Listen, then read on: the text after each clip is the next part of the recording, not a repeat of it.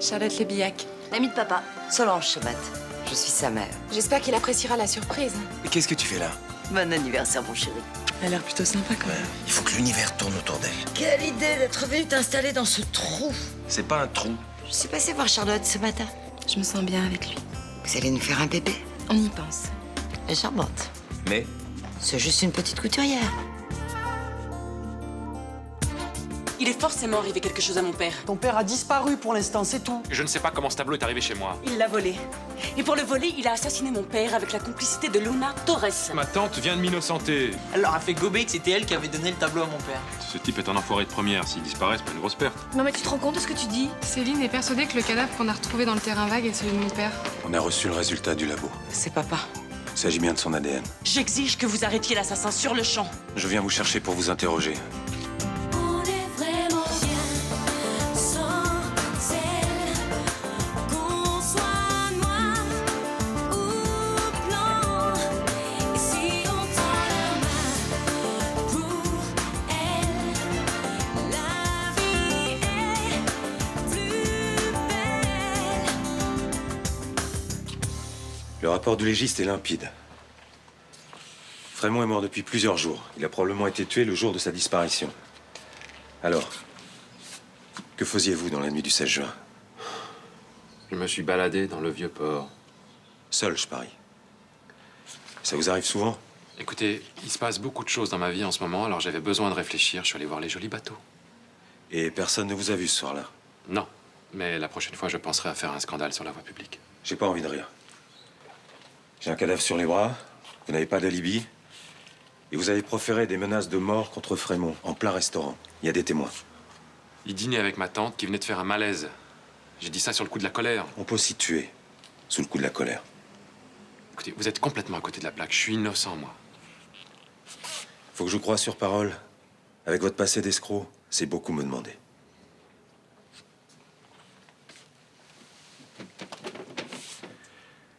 Si on parlait de ce tableau que votre tante Rachel a soi-disant oublié chez vous, Si elle le dit, c'est qu'on peut la croire. cette toile vaut une petite fortune. Frémont aussi la convoitait. Qu'est-ce qui s'est passé? Rien. Je n'ai pas vu Frémont ce soir-là. Vous savez, je connais le personnage. Si vous êtes mis sur son chemin, il y a eu une dispute.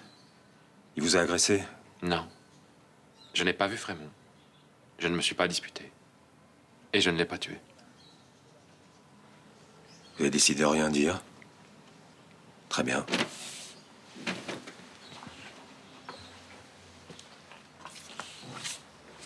Mais je trouverai un moyen de vous coincer.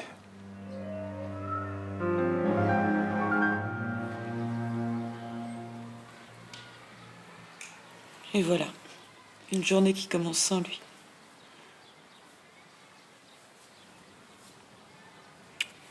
Tu veux pas te reposer un petit peu? J'y arrive pas. Comment veux-tu que je dorme? Je pensais pas qu'il me manquerait comme ça. C'était ton père. Même si...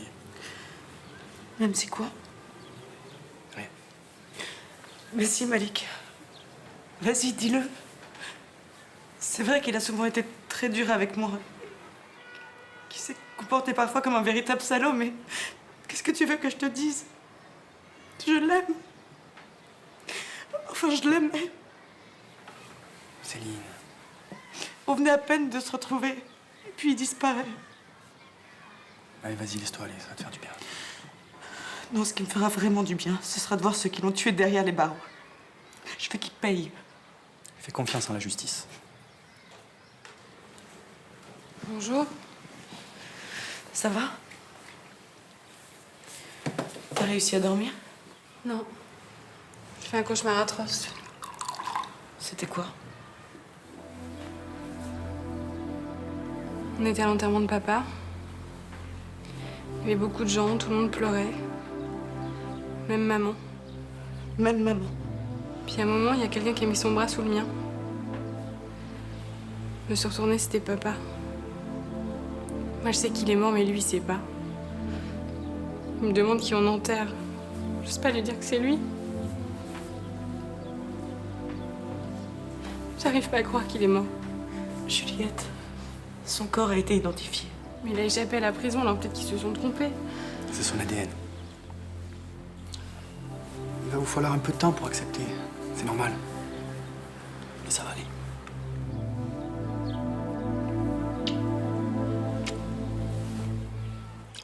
Et avec Laurence, ça se passe comment? Le divorce a été prononcé en début d'année. Ça s'est très bien passé. Bon, enfin. Autant qu'un divorce puisse bien se passer. Elle est où déjà? En Somalie? En Éthiopie, maman, j'essaie de bosser là. Oh, excuse-moi de m'intéresser à ta vie. Tu veux un jus d'orange, chérie? Non, merci. C'est quoi ça? Le cadastre de Marseille. Je fais des recherches. Ça a l'air passionnant. Et avec Charlotte, vous allez vous marier? Non. Non. Pourquoi? Puisque vous voulez un enfant, ce serait mieux, non? Tu sais, il y a 20 ans, c'était plutôt has-been. Aujourd'hui, le mariage revient très fort. Maman, t'avais pas une interview à faire, toi, aujourd'hui? Mais si, mais je préfère pas parler avec toi. Je m'intéresse à ta vie, je la découvre. Je pourrais même t'aider. Je te remercie, mais je me débrouille très bien tout seul. Où tu vas? Faire un tour. Je croyais que t'avais du travail.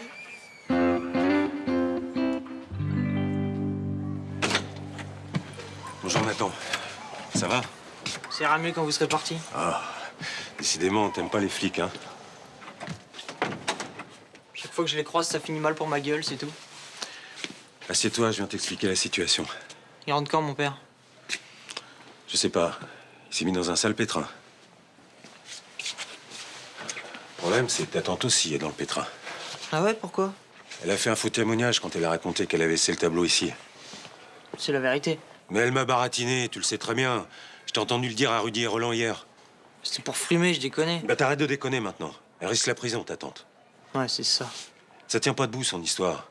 Au procès, elle va se faire démolir par les avocats de la partie civile. Laissez se défendre. Faut une place.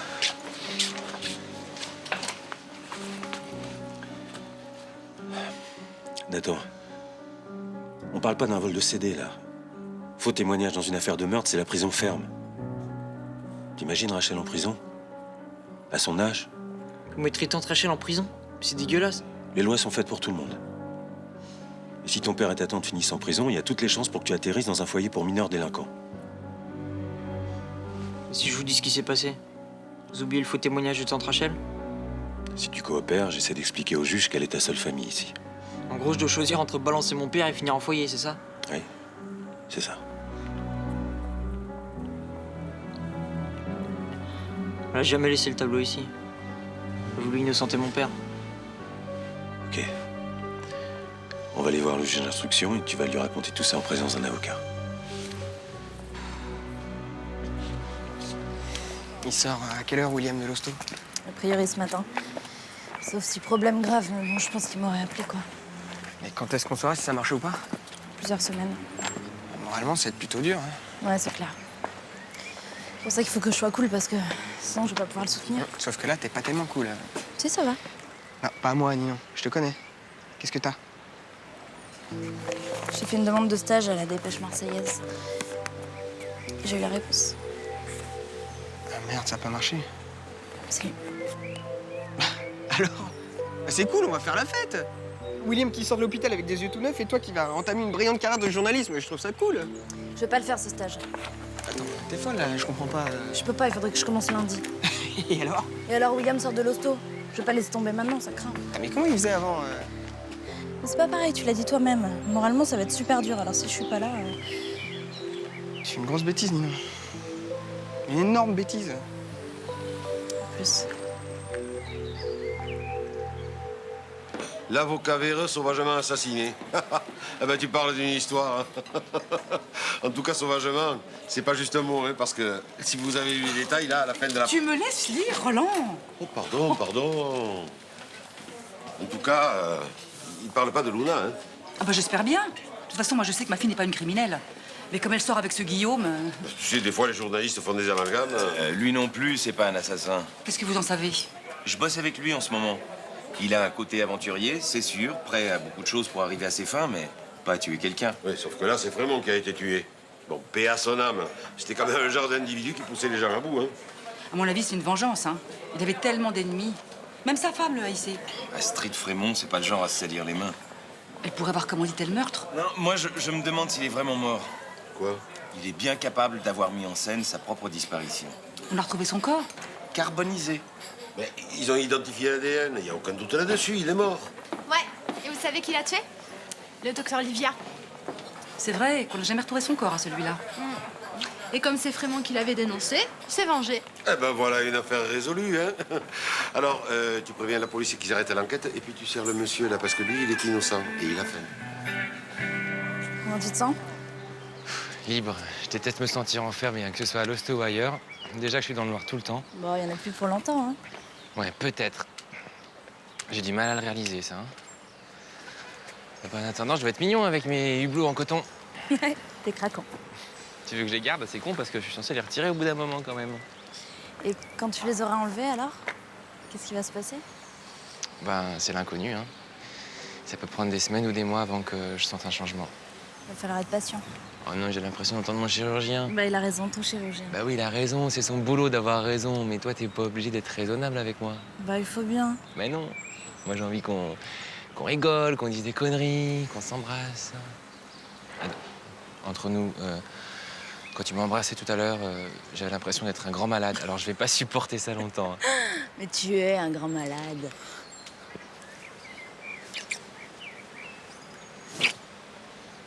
Sinon, ça va, t'as pas trop mal?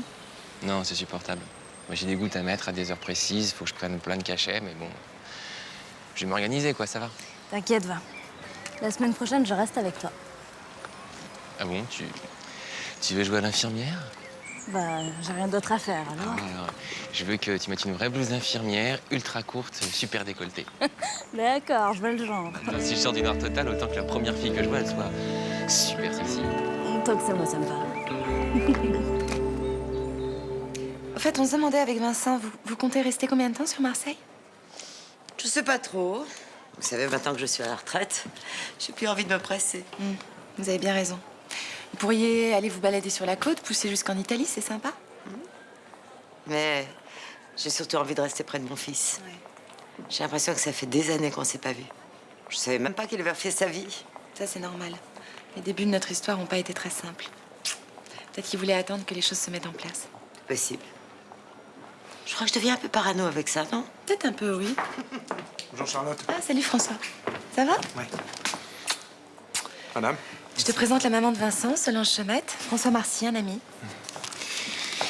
J'ai déchiré la doublure de ma veste. Tu Viens peux voir. regarder? Ah oui. Attends, c'est juste décousu. J'en ai pour 2 minutes. T'as vu l'article sur Frémont? Quelle histoire? Vous parlez de l'avocat qui a été assassiné? Vous le connaissiez? Tout le monde le connaissait ici. Si vous étiez venu au mariage de votre fils, vous l'auriez rencontré? Mariage? Oui. En fait, Vincent a été contraint d'épouser la fille de Charles Frémont, Céline, il y a quelques mois. Contraint? Mais comment ça, contraint? Bah, obligé, quoi. Voilà, c'est un peu long à expliquer. Excusez-moi, je croyais que vous étiez au courant. Eh bien non, voyez-vous, je ne l'étais pas. Et quand je dis que mon fils ne me dit rien, on me traite de parano. J'ai bien fait. Allez, viens, on va aller déjeuner chez Roland. J'ai pas faim. Oh, faut pas se laisser abattre, mon bonhomme. C'est le juge d'instruction qui t'a coupé l'appétit. Non, j'en ai déjà vu des juges. Bah alors quoi? Tu sais, c'est pas en faisant la grève de la faim que tu vas aider ton père, hein. Faut que tu tiennes le coup, hein. Tu parles, c'est de ma faute, Silanto. Oh, qu'est-ce que tu racontes? Si j'avais empêché cette blondasse de fouiller l'appart, elle aurait pas trouvé le tableau. Et les flics auraient rien contre mon père. Primo, ton père, il est pas en tôle, il est en garde à vue. Deuxio, tu ne savais pas que la blonde, c'était la fille Frémont. Et tertio, tu ignorais que le tableau était caché quelque part. J'aurais rien dû dire aux flics, c'est tout. Mais tu n'avais pas le choix. Léo se doutait bien que je n'avais pas caché le tableau quelque part. Hein? Là, il est pas né de la dernière pluie. À cause de moi, il en est sûr maintenant. Tu as bien fait de dire la vérité. C'est grave, c'est très grave. Il s'agit d'un crime. Même moi, j'aurais pas pu mentir longtemps.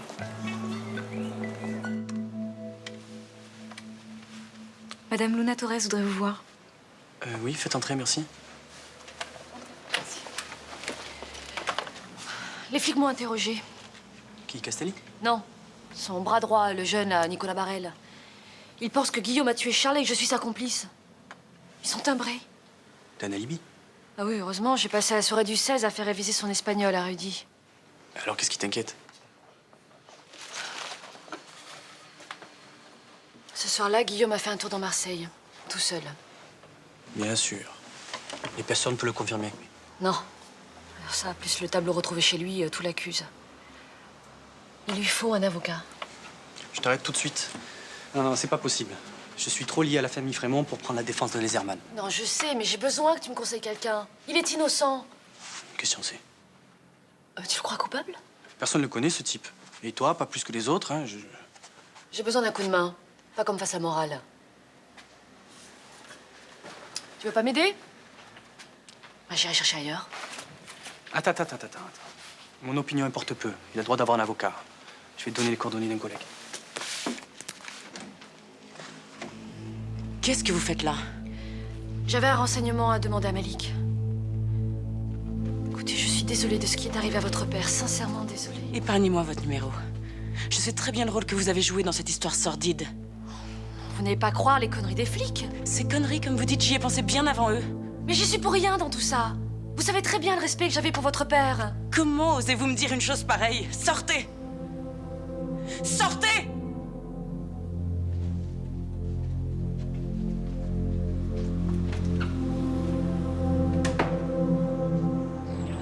J'ai pas l'impression qu'il est mort. J'ai l'impression que je vais le croiser au coin de la rue ou que le téléphone va sonner, que ce sera lui. C'est ma mère. Tu réponds pas? Non. Elle doit s'inquiéter pour toi. Elle me saoule. On n'a rien à foutre de l'amour de papa. Qu'est-ce que tu veux qu'elle y comprenne? Tu sais, j'ai vraiment cru que c'était lui. Et c'est normal. T'as appris son décès hier seulement. T'as pas encore eu le temps de réaliser. Mais comment tu veux que je réalise que je verrai plus mon père? Mais tu vas y arriver, t'inquiète pas. Les flics nous ont demandé d'aller à la morgue pour identifier le corps, j'en ai même pas eu la force. Mais je te comprends. Céline, elle est allée avec Malik. Elle m'a dit qu'il était méconnaissable. À moitié carbonisé. T'as bien fait de pas vouloir y aller. T'avais pas besoin de voir ça. C'est horrible. Moi, j'arrête pas de me dire... Ah, faudrait que je dise ça à papa, hein. Alors que je pourrais plus lui dire. Plus jamais.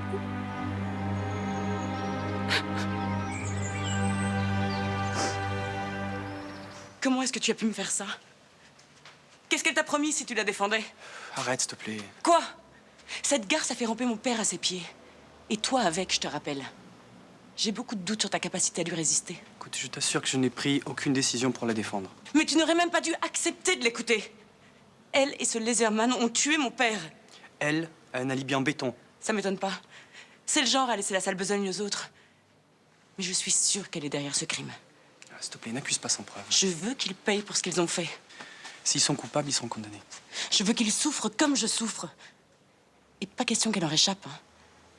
Tu me le jures? Fais-moi confiance. Je vais tout faire pour que justice soit rendue.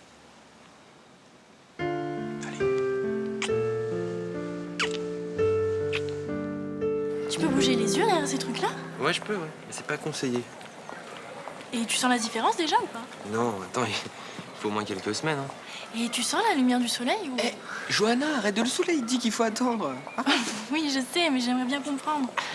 Enfin, je trouve ça magique, cette opération. Moi aussi, je trouve ça magique. Et quand tu auras retrouvé la vue, ce sera bon? Enfin, je veux dire, tu seras plus tranquille? Bah non, en fait, si la greffe prend pas, ça peut disparaître. Enfin là, il faut pas que je pense à ça pour l'instant. Bon, c'est bon, je crois que j'ai tout. Ah, c'est ma petite infirmière préférée. J'ai de la chance de t'avoir. T'es sûr, elle est prête à tout pour toi, hein? Ah, tout, je demande pas tant, hein. Bah, elle a pas besoin que tu lui demandes, tu sais. Qu'est-ce que tu veux dire? Rudy, t'es gentil, c'est pas ton problème, ok? Quoi, il a bien le droit de savoir le sacrifice que tu fais pour lui. Ninon, de quoi il parle? Elle devait commencer un stage à la Dépêche marseillaise lundi. Enfin, pourquoi tu m'as rien dit? Parce que je ne pensais pas arriver jusqu'au mariage. N'empêche que tu t'es retrouvé à la mairie. T'aurais pu me prévenir quand même. Je n'avais aucune envie d'avertir qui que ce soit, c'était un cauchemar. Enfin, la procédure du divorce est en cours. Ah bon. Eh ben, décidément, je vois que j'ai plusieurs métros de retard. comprends maintenant pourquoi tu pouvais pas épouser Charlotte. Écoute, je regrette que tu aies appris ça comme ça, mais c'est pas la peine d'en faire un drame. J'en fais pas un drame. Je veux simplement savoir pourquoi tu m'as rien dit. Parce que j'étais dans une situation très compliquée et que j'avais d'autres chats à fouetter. Oh non, non, tu me la joues pas surbouquée, s'il te plaît. Hein. Passer un coup de fil, ça prend 5 minutes. Ah, parce que tu en passes, toi, des coups de fil. Tu peux rester des mois sans donner de nouvelles. Tu m'as même pas prévenu que t'allais arriver. Parce que je voulais te faire une surprise pour ton anniversaire. Attends, si je te dérange... Non. Mais s'il te plaît, occupe-toi de tes affaires.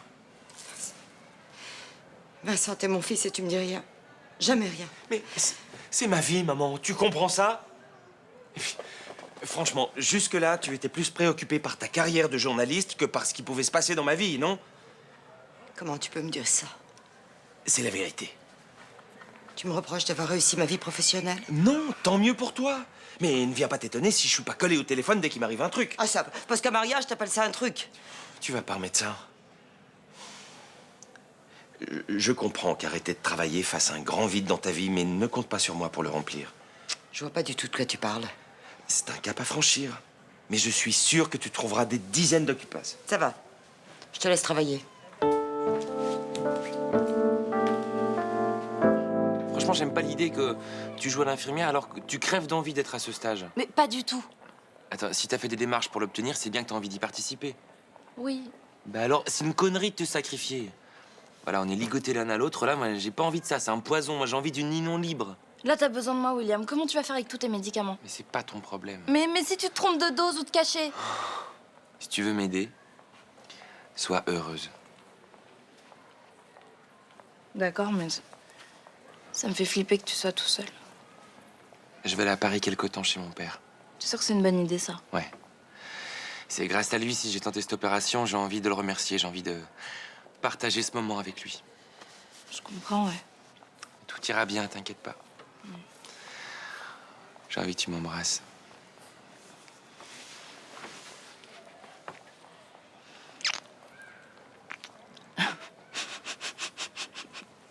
Je suis désolée. Je suis désolée. Là, tes lunettes. Tes lunettes en coton, j'arrive pas. Bah, tu vois, vaut mieux que je parte alors. Bien, d'accord, monsieur le juge. Bonsoir. Asseyez-vous, monsieur Laserman.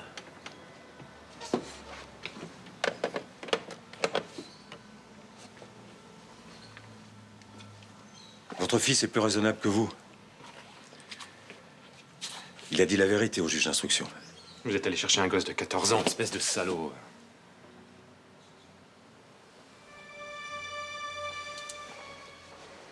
Je vais vous dire comment je vois les choses. C'est pas Rachel qui a déposé ce tableau chez vous.